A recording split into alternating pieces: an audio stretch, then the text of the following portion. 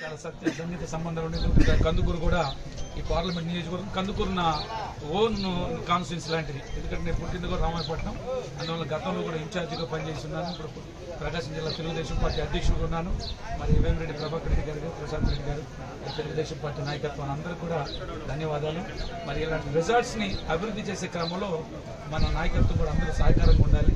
ఎంత ప్రమోట్ అయితే అది రాష్ట్రానికి, తద్వారా మీ జిల్లాకి అన్ని విధాలుగా మంచిది. మంచి రిజార్ట్ డెవలప్ చేసినటువంటి వెంకటేశ్వరరావు గారు ఇదే విధంగా అందరికి అందుబాటులో ఉండి మంచిగా ఇంకా క్వాలిటీగా రావాలి. ఇంకా కొంత డెవలప్ చాలా బాగుంది. రియల్గా నేను ఎక్స్పెక్ట్ చేసిన దానికంటే కూడా ఇంత అనుకోలే. ఏదో చేస్తున్నారు, పర్మిషన్ ఇచ్చేవాళ్ళు ఏదో చేసుకుంటారు, మనకి ఎందుకని ఉన్నాం. కానీ రావటం మంచి రావటం కూడా చాలా సంతోషంగా ఉంది. ఇంత గొప్పగా తయారైంది. బీచ్ వ్యూ కూడా బాగుంది. Good, all the best. మరి పత్రికా మిత్రులు కూడా ఇంతసేపు ఉండి మీరు ఈ కార్యక్రమాలను కవరేజ్ చేసినందుకు మీకు కూడా ప్రత్యేకమైనటువంటి ధన్యవాదాలు టూరిజం కార్పొరేషన్ ద్వారా. మరి ఇలాంటి కార్యక్రమాలు మీరు కొంచెం చిన్న చిన్న లోపాలు కాకుండా మంచి మంచి విషయాలు బాగా ఎక్స్పోజ్ చేసి చిన్నవి ఉంటే మాకు ఏదైనా సూచన ఉంటే మేము మార్పులు చేయడానికి ప్రయత్నం చేస్తాం. Thank you and thank you. తరంగ రెస్టారెంట్ అండ్ రిసార్ట్స్ చాలా గొప్పగా నేను ఊహించిన దానికంటే కూడా చాలా గొప్పగా తయారైంది. నేను చైర్మన్ అయిన తర్వాత మొట్టమొదటి ఇనాగ్రేషన్ కూడా ఇది.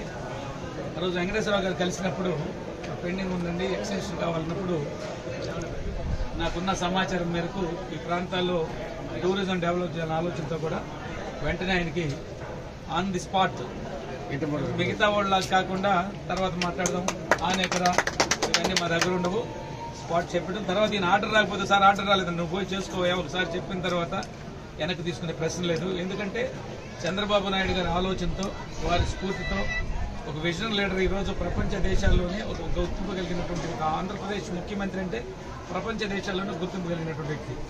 వారి నాయకత్వంలో పనిచేస్తున్న మేము వారి ఆలోచన అనుకుంటున్న పనిచేయాలి. టూరిజం గత 5 ఏళ్లలో 19-24 మధ్య పూర్తి స్థాయిలో అది అణిచివేయబడింది, కుదేలైపోయినటువంటిది, దుర్మార్గంగా ఎక్కడికక్కడ దోచేసినటువంటి పరిస్థితి.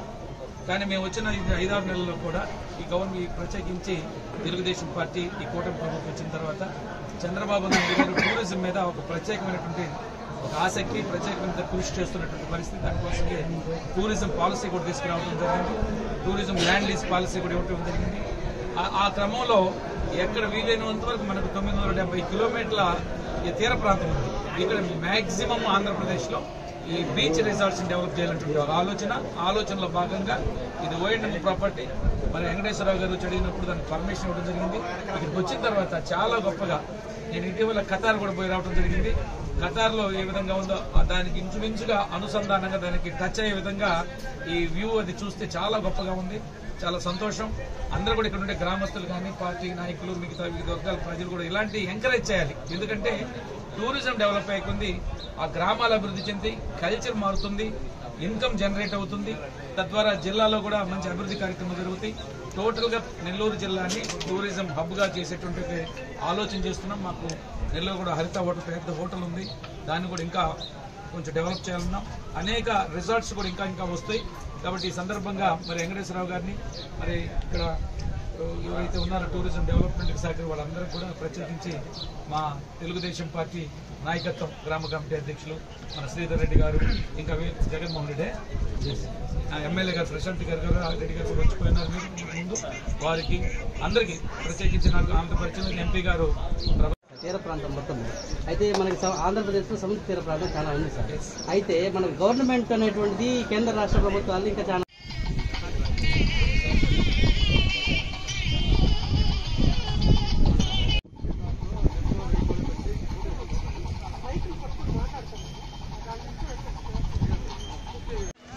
సైడ్ మా సైడ్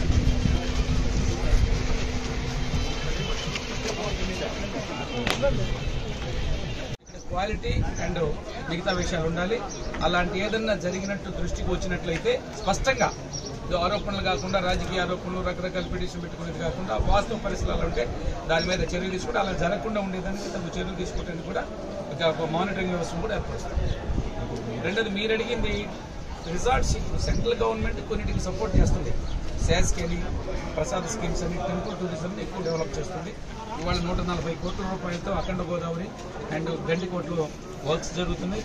రాబోయే కాలంలో కూడా ఇంకా కొన్ని ప్రమోట్ మాకు సూర్యలంక ఉంది బాపట్ల జిల్లాలో, సూర్యలంకలో 70 కోట్ల రూపాయలు కూడా ఇన్వెస్ట్ చేసే పరిస్థితి ఉంది.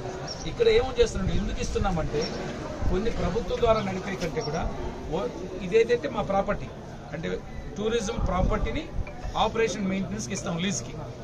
ఇంకా కొన్ని ల్యాండ్స్ ఉన్నాయనుకోండి, పీపీపీ మోడల్ ప్రైవేట్ పబ్లిక్ దీంట్లో ఇచ్చేసి వాళ్ళు డెవలప్ చేసుకుంటారు. బట్ మనకి లీజ్ ఉంటుంది 30 ఏళ్ళ 60 ఏళ్ళ 15 ఏళ్ళ డిపెండింగ్ ఆన్ ది ఎక్స్టెంట్, దాన్ని బట్టి ఆధారపడి ఉంటుంది. బట్ వాళ్ళు కూడా లీజ్ కడుతూ ఉంటారు. కాబట్టి ప్రభుత్వం అన్నీ చేయలేదు కాబట్టి ప్రజల సహకారంతో చేస్తూ ప్రభుత్వానికి కూడా ఆదాయం వస్తుంది. ఇప్పుడు ఒక 10 ఎకరాలు ఇక్కడ ఉంది, అది అలాగ ఉంచే కంటే దాని లీజ్కి ఇచ్చేవాళ్ళకి PP model they can pay the lease to the government, to the Suryam corporation, we will get some income. So that ముందు ఒక బీచ్ డెవలప్ అయిన ఉంటుంది, ప్రజలకు కావాల్సినటువంటి సౌకర్యాలు ఉంటుంది, తద్వారా simultaneous we are getting some income from the to the government. So ఇది ఉపాధి అవకాశాలు, ఎంప్లాయ్మెంట్ జరుగుతుంది. ఇప్పుడు ఇది ఈయన పెట్టాడు, ఈయన ఇంట్లో వాళ్ళు పని చేసుకోలేరు కదా, ఎంప్లాయ్మెంట్ ఉంటుంది, వెయిటర్స్ ఉంటారు, రెస్టారెంట్ ఉంది, ఇంకేదైనా కావాల్సింది. సో ఎంప్లాయ్మెంట్ జనరేట్ అవుతుంది, తద్వారా ఇన్కమ్ జనరేట్ అవుతుంది, తద్వారా ఇవన్నీ గ్రామాల అభివృద్ధి చెందుతాయి. సో టూరిజం వైస్ వెర్సా దాని ద్వారా అనేక విభాగాలు అనేక ప్రాంతాలు అభివృద్ధి చెందుతాయి. అందుకే చంద్రబాబు నాయుడు గారు ఒక డైలాగ్ కూడా చెబుతూ ఉన్నారు, సోషలిజం కమ్యూనిజం ఇవన్నీ కాదు, ఇప్పుడంతా టూరిజం అని. రియల్గా ఇవాళ పీపుల్ ప్రత్యేకంగా ఆలోచిస్తూ టూరిజం అని. ప్రపంచ దేశాలన్నీ ఉంటే దాంట్లో ఆంధ్రప్రదేశ్ని ఒక అగ్రగామి రాష్ట్రంగా టూరిజంలో నంబర్ 1 ఇన్ ద కంట్రీగా తీసుకెళ్ళడానికి ఒక ప్రయత్నం బాబు గారు చేస్తారు. ఆయన ప్రయత్నంలో భాగంగా మేము ఆయన సేవకులుగా ఆయనతో కలిసి పనిచేయడానికి సిద్ధంగా ఉన్నాం. Thank you.